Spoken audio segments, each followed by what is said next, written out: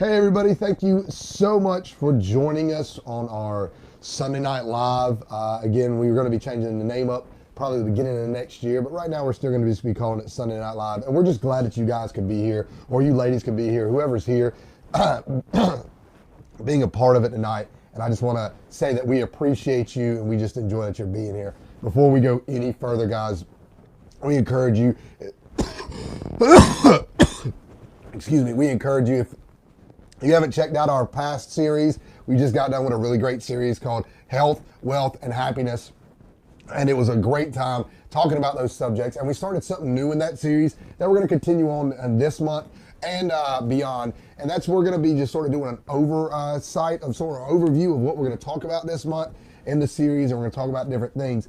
And this series is going to be called I Need Help. And we're going to be getting into that very soon. But before we get into that, we just want to remind you, make sure that you're liking and sharing, that you're commenting, letting us know who's here with us, letting us know who's talking to us, letting us know where you're watching from, and just, communicating back and forth with us. This series is definitely going to talk about the idea of communication and discussing things, and I think it's very important that we set that tone throughout the whole series. Now, before we move on, make sure that you're liking and sharing, that you're clicking that share button. If you're on Facebook, just click that share button so more people can see it. If you're on YouTube, click that share button and send that link to somebody. Send it to them through text, send it to them through email. Just encourage people to join us and discuss with us. Even if they don't watch it live in person, they can come back and watch it later. And we believe it's always going to be beneficial.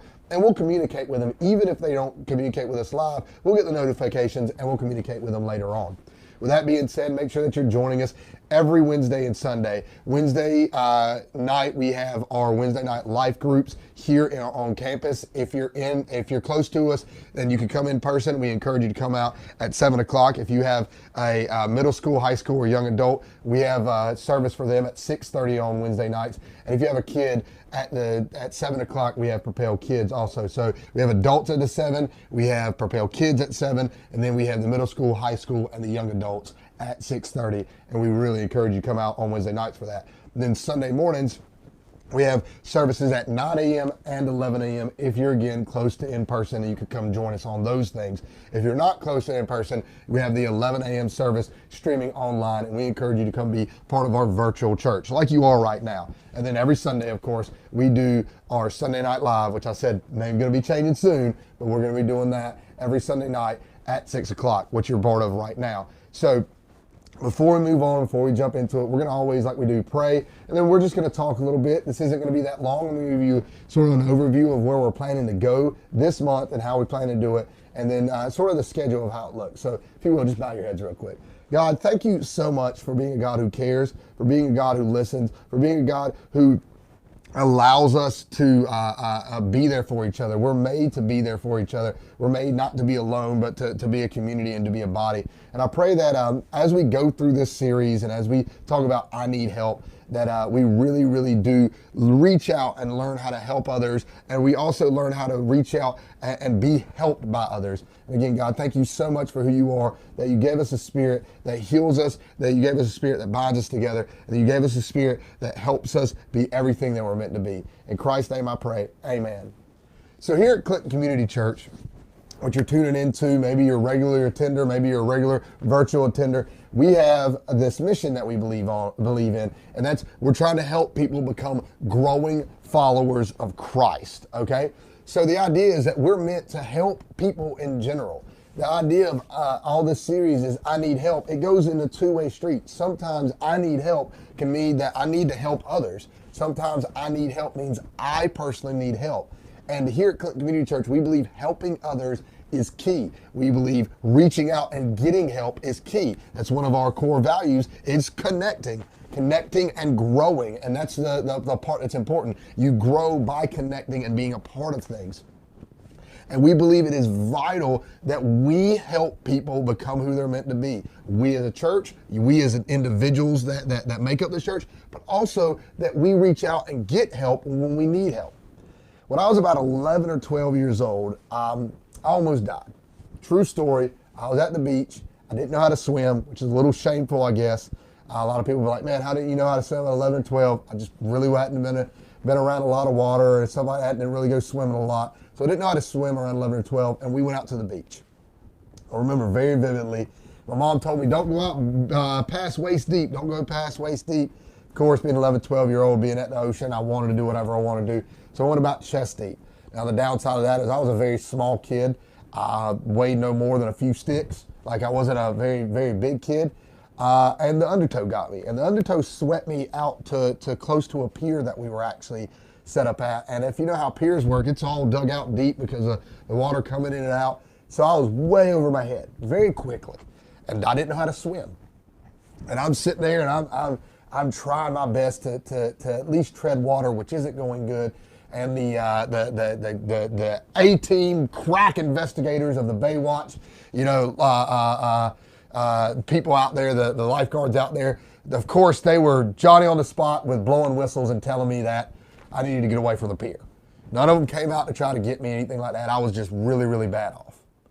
And my dad noticed, and my mom noticed, and my dad started running across the beach. I was taking pretty good distance away from where we were originally at, and he ran across the beach and he started swimming to me to come get me. Now, I remember seeing him try to come get me, and I'm struggling and fighting and just having a difficult time with the whole situation.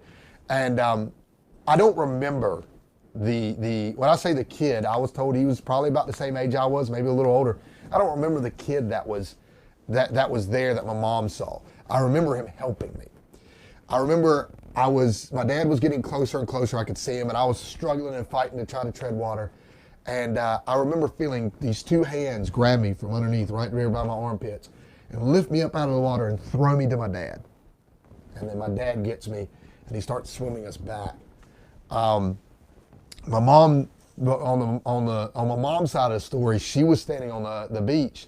And she said she remembers right in front of her, there was a kid about my age when she was screaming, you know, my baby, and she was pointing over to where I was at. And the kid apparently looked, he was already out in the ocean. He looked over and he saw me struggling, and he just beelined it to swim over there to me.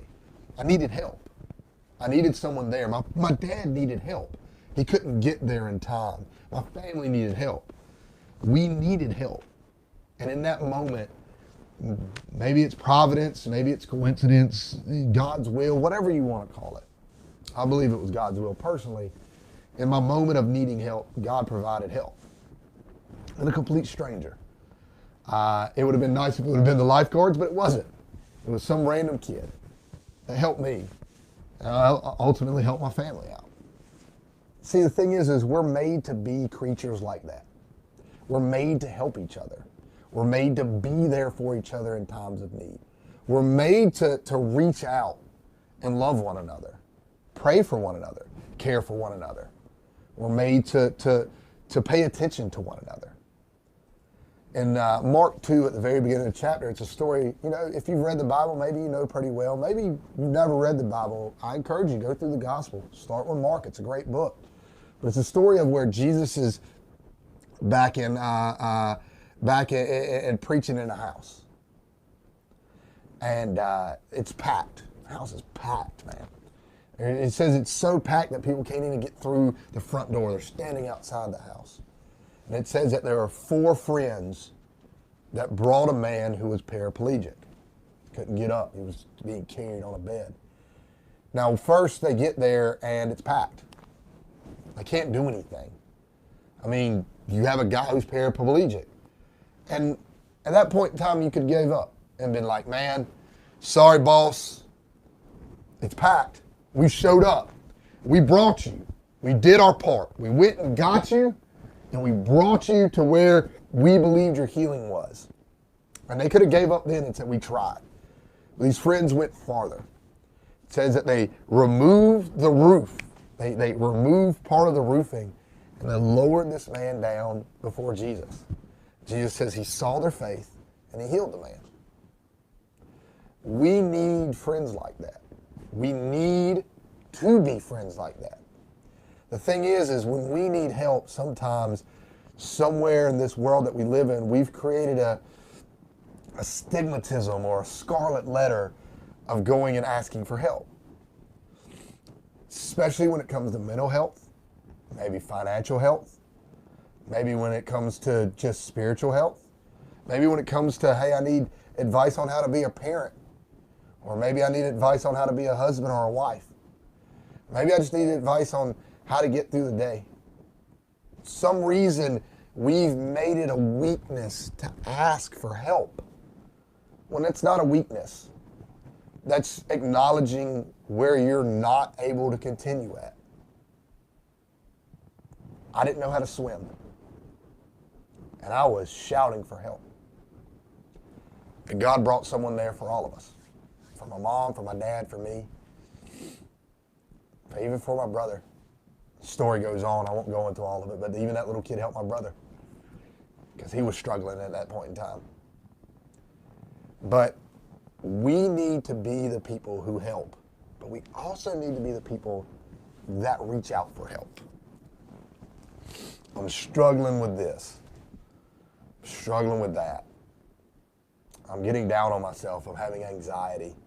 Maybe I'm dealing with depression. Maybe I just feel overwhelmed. Maybe I'm doing too much, and instead of going and asking for someone to pitch in, I'm overwhelmed when all you had to do is reach out to help. Go, hey, I need someone to help me. We have to look for those moments not only to help others, but to be helped.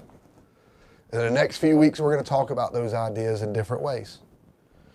Next week, Michelle's going to be back, one of the regular hosts that we have here, and we're going to talk about going to people for help and being there for people to help them. Michelle's went down both roads, knowing how to reach out and go, hey, I need some help. I need someone to do this. And also being that person when being called on. And then the 21st, excuse me, but then the 21st, we're also going to have something a little special. We're not going to have a regular old Sunday Night Live. Just to give you a heads up, November 21st, we're going to have our Thanksgiving service. We are going to live stream it. We're going to have some people sharing some testimonies and what God's done. Talking about how they've been helped by God and people around them. It's going to be amazing. And then at the very end of the month, we're going to have Adam back. And Adam's going to talk about the idea of being the person that you can count on. In the military, you had to have people around that you could count on and be the person that can be counted on. And he is a person that you can count on. And he's going to talk about that. But guys, we need to remove some of the stigmatism of help. Some of the stigmatisms of I need help. And we need to remove that in the body of Christ and in our lives personally.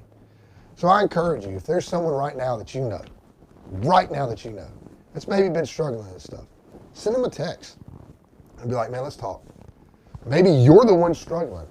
Reach out to someone that you know you can count on. You go, man, I've been having a difficult time. Maybe, there's someone that tomorrow you can just sit down and listen to that you work with. Take some time.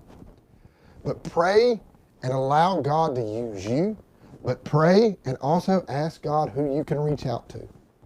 Because sometimes we need the 4 crazy friends to tear the roof off a building and to lower us down at the feet of Jesus. And sometimes we need to be the 4 crazy friends that'll tear the roof off and lower us down, lower our friends down at the feet of Jesus. But either way, I need help. Just being honest. And there's plenty of times in my life I'll say that. I need help. I need to help others, and I need help. Guys, we hope that you've had a great time. I'm going to ask Morgan if there's anything that anyone has said that I might need to mention. I know we had some people come and visit and talk to us, and I'm thankful for that. We're excited. But guys, thank you so much. We love you guys. We think it's been a great time. We're excited about this month, and we hope that you join us next week for Michelle, and then for our Thanksgiving service, and then at the end of the month for Adam. God bless, guys, and remember, be the people that help. We are here to help people become growing followers of Christ, and we're here to help everyone around us. If no one else has told you, I want to tell you right now, we love you, we believe in you, and we believe God has a great plan for you in your life. And we hope to see you again next week. God bless.